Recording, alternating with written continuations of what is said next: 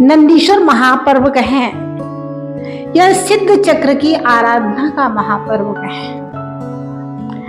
मैना सुंदरी ने जब महामुनिराज से पूछा कि हे भगवान, अशुभ कर्म का उदय आया है, यह कैसे कटेगा?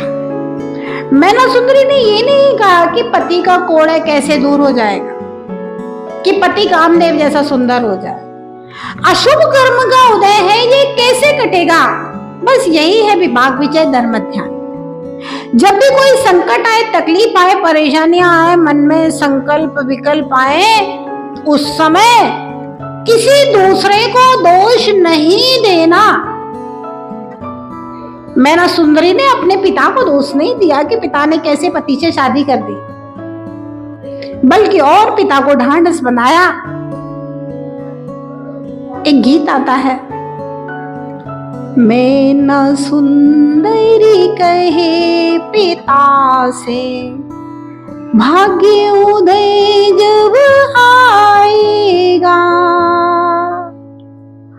मैना सुंदरी कहे पिता से, भाग्य उदय जब आएगा। कोड़ी पति जो दिया आपने, कामदेव बन जाएगा। मैना सुंदरी कहे पिता से।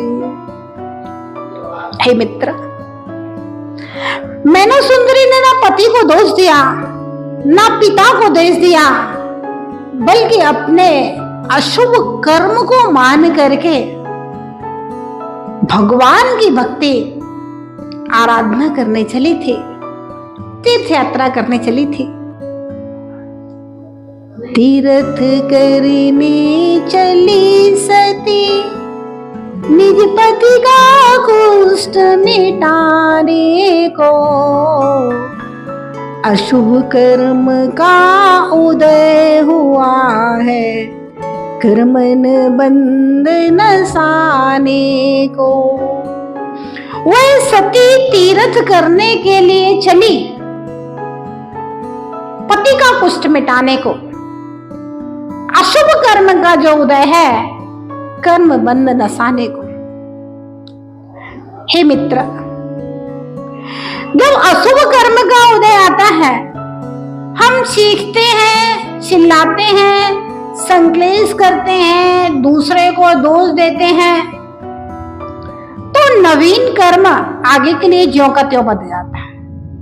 लेकिन अगर अशुभ कर्म के उदय में अगर हम भगवान को स्मरण करते हैं और साम्य भाव को उसको सहन करते हैं, तो वह कर्म कुछ कट जाता है और आगे के लिए नवीन पुण्य कर्म का बंद हो जाया करता है। जब भी महापुरुषों के ऊपर संकट आए, तब तब उन्होंने भगवान की आराधना करके अपने समय को निकाला, और समय निकल गया, कर्म कट गया, पुण्य का संयोग बन गया।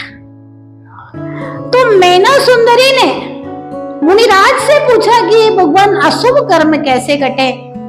मुनि ने कहा था, अष्टानी का महापर्व आएगा, उसमें व्रत पूर्वक, उपवास पूर्वक, संयम पूर्वक श्री सिद्ध चक्र महामंडल विधान करना, कर्म कट जाएगा। और वो भी आत्माओं, 8 दिन का वह समय, अष्टानी का महापर्व, मैना सुंदरी ने सिद्ध चक्र की आराधना की। और गंधोदक सिर्फ पति पर ही नहीं, 700 कोड़ियों के ऊपर छिड़का, तो पति सहित 700 कोड़ी ठीक हो गए। और श्रीपाल तो कामदेव थे ही, तो उनका कामदेव जैसा रूप निखर करके वापस आ गया। तो यह सिद्ध चक्र महामंडल विधान अशुभ कर्म को काट करके आपके लिए सब प्रकार की विघ्न बाधाएं दूर करने वाला है।